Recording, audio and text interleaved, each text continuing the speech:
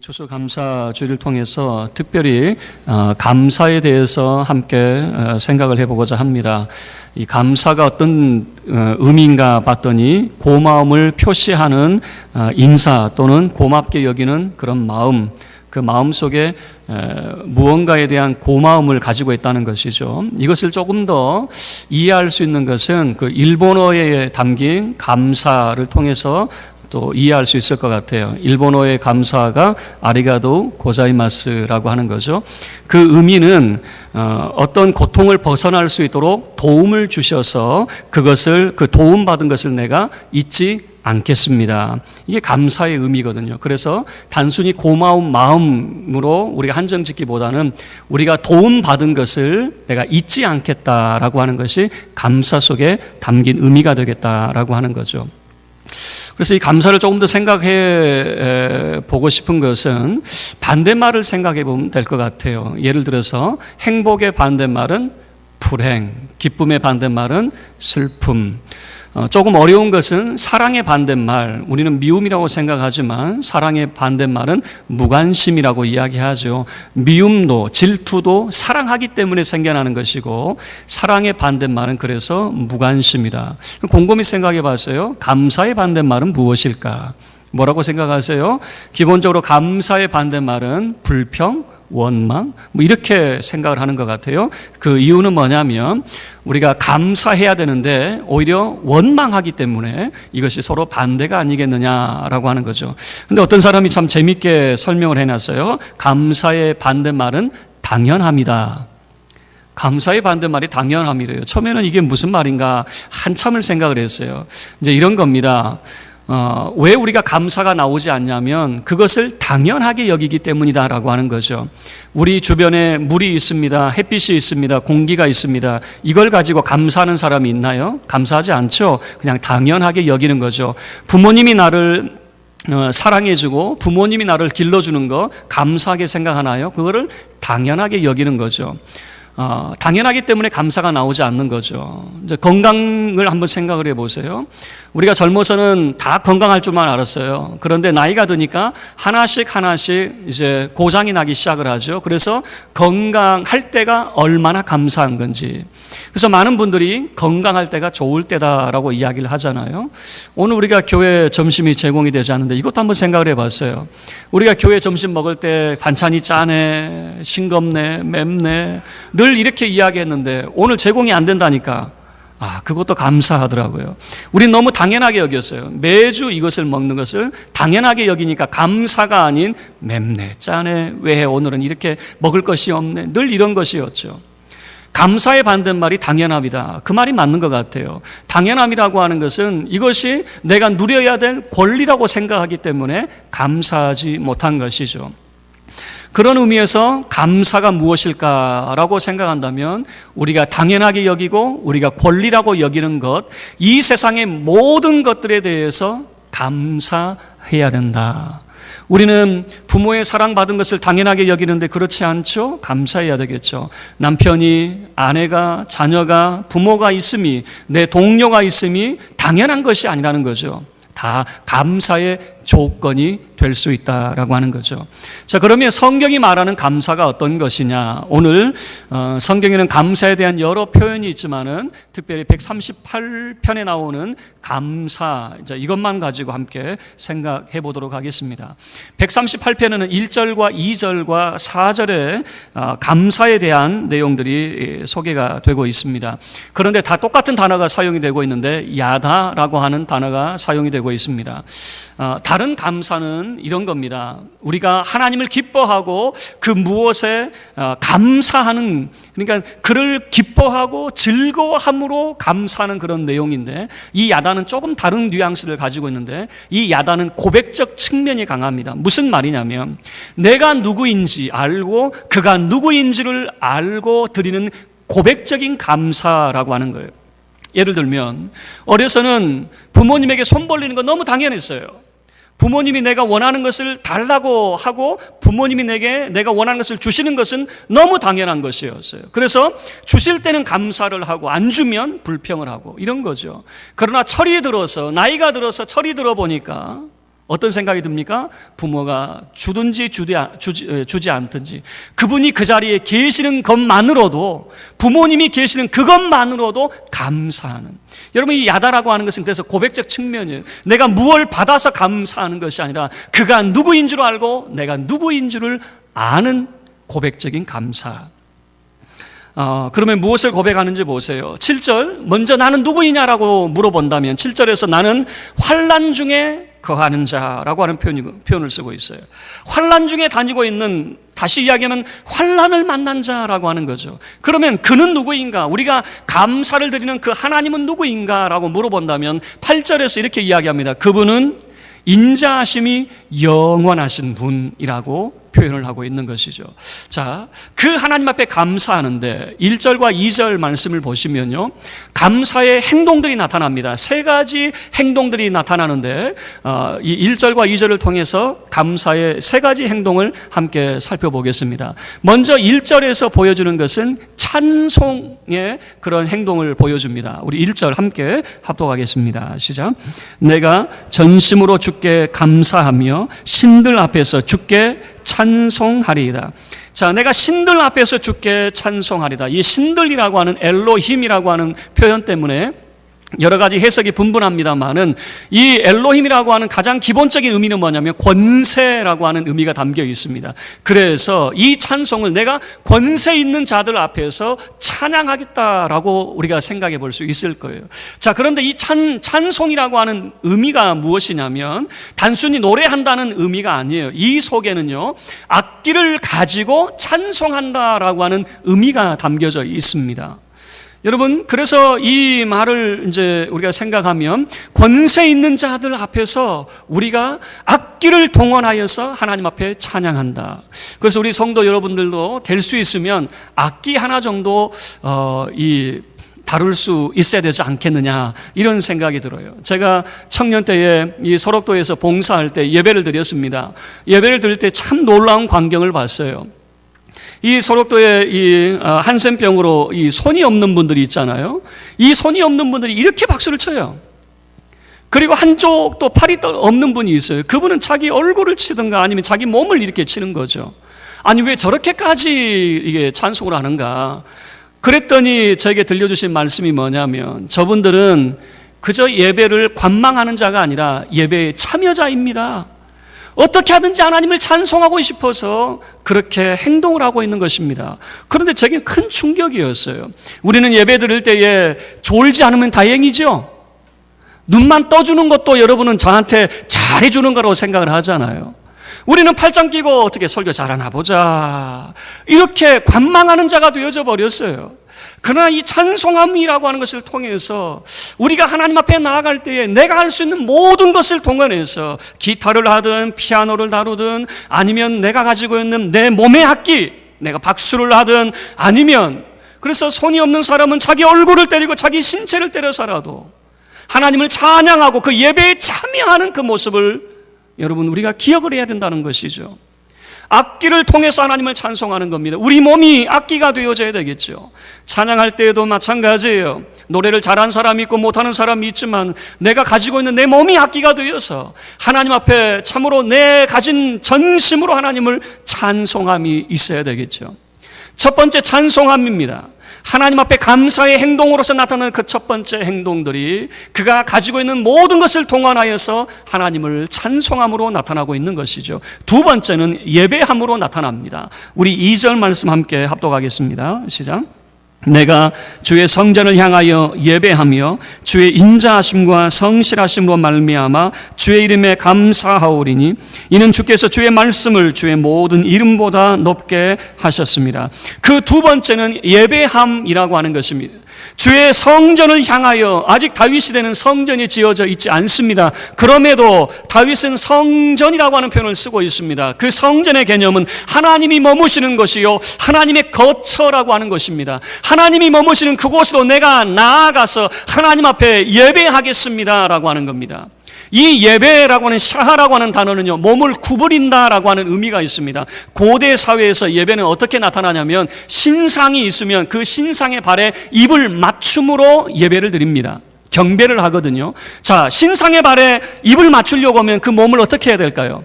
몸을 구부리든가 아니면 땅에 납작 엎드리든가 해야 되겠죠. 지금 이 예배합니다라고 하는 것은 자기 몸을 구부린다라고 하는 것입니다. 납작 엎드린다라고 하는 것입니다. 이런 행위를 통해서 하나님 앞에 그가 복종하고 하나님 앞에 참으로 경배하는 그 모습을 보여주고 있는 것이죠. 그의 감사의 행동 그 두 번째는 하나님이 계시는 그곳에 내가 나아가 하나님 앞에 예배 드리겠습니다 라고 하는 것이에요.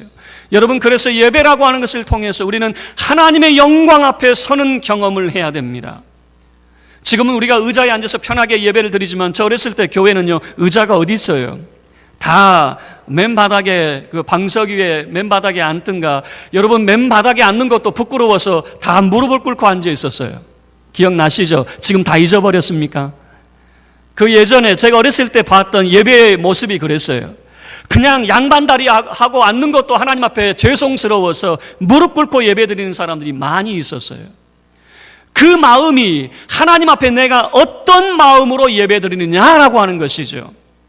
여러분, 지금 두 번째 행위로서 예배의 모습을 보여주고 있어요. 세 번째 모습이 바로 이 감사라고 하는 것입니다. 자, 여기서 감사라고 하는데 무엇에 감사하는가 봤더니 2절 하반절을 보시면 주의 이름에 감사하겠습니다 라고 하는 거죠.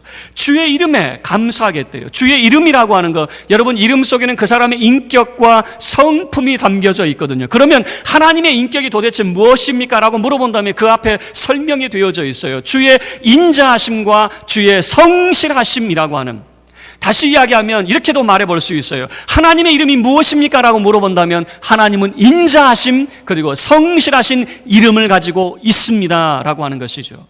인자하심이라고 하는 표현은 바로 사랑이라고 하는 것입니다. 하나님은 그의 백성을 사랑하신다라고 하는 것이에요. 하나님은 여러분을 사랑하십니다. 변함없이 여러분을 사랑하십니다.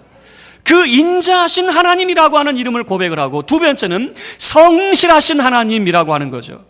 여러분, 우리가 성실 그랬는데 도대체 무엇에 성실하는가? 매사에 다 성실할 수 있지만은 특별히 이 성실이라고 하는 단어는 하나님의 언약, 하나님의 약속에 대한 기반을 두고 있습니다. 하나님의 약속에 성실하신 분이다. 그러면 하나님의 약속이 뭡니까? 라고 물어본다면 2절 하반절에 주의 말씀이라고 하는 표현이 등장이 됩니다. 주의 말씀이 뭡니까? 하나님이 다윗에게 주신 약속의 말씀 아니겠습니까? 내가 너의 집을 지어주겠다라고 하는, 내가 너를 위대한 이름을 주겠다라고 하는 하나님의 약속이 그에게 주어져 있는 것 아니겠습니까?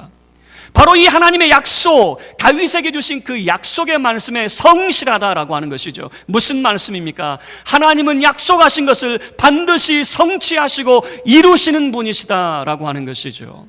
여러분, 그 확신을 가지고 있는 겁니다. 그리고 하나님 앞에 찬송함으로, 예배함으로, 감사함으로 나아가는 것입니다.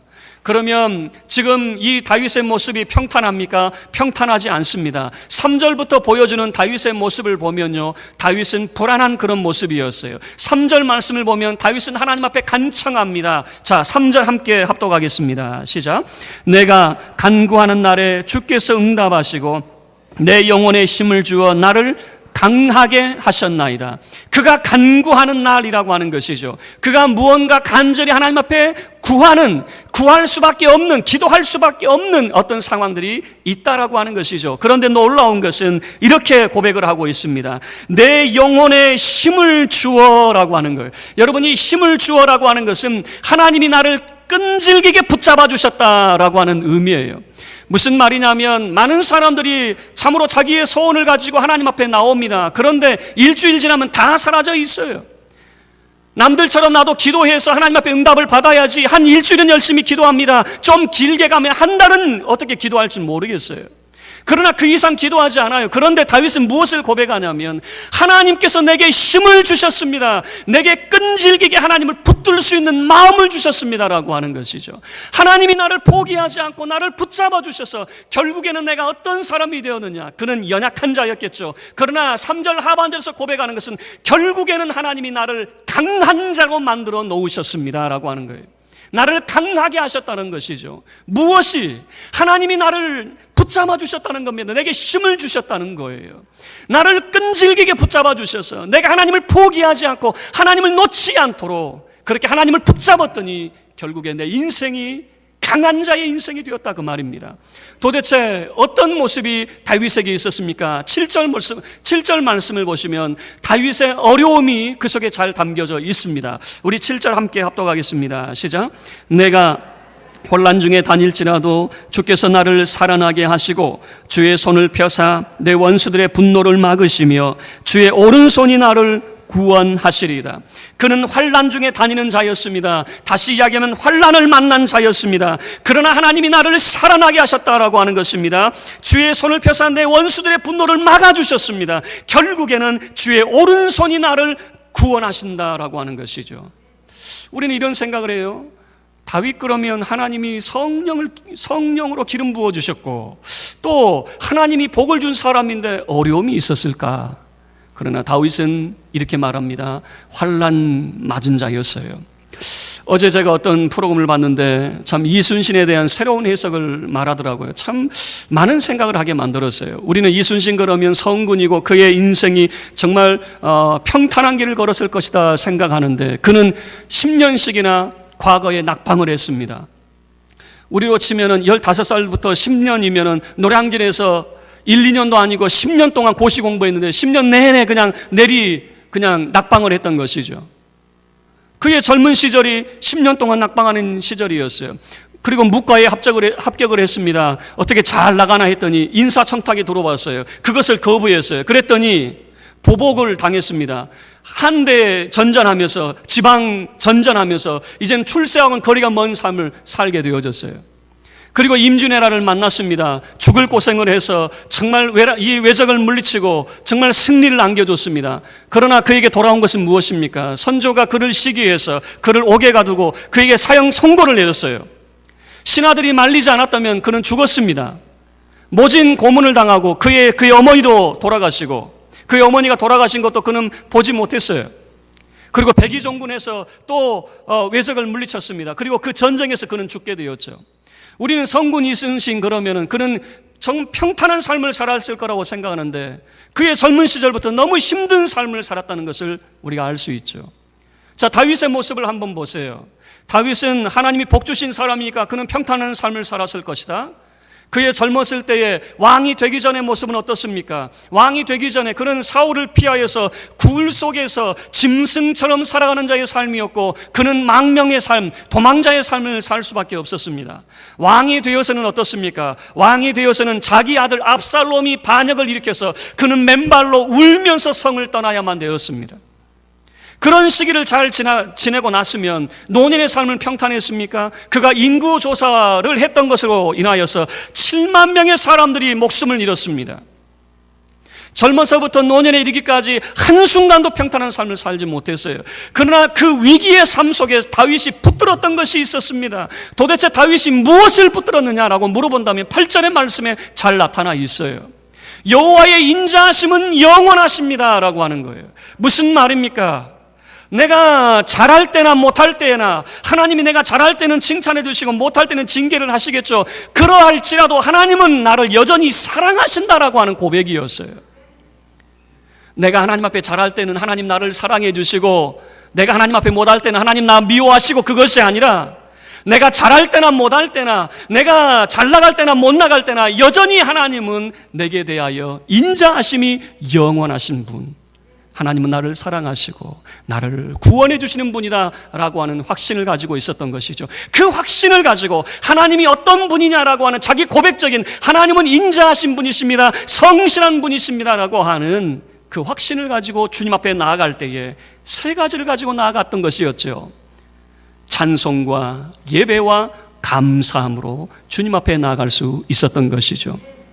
하나님이 내게 무엇을 주셔서 감사가 아니라 내가 누구이고 하나님이 누구인가에 대한 고백적인 감사였습니다. 말씀을 마치죠. 다윗의 이 감사가 우리의 감사가 되기를 주의 이름으로 축원합니다.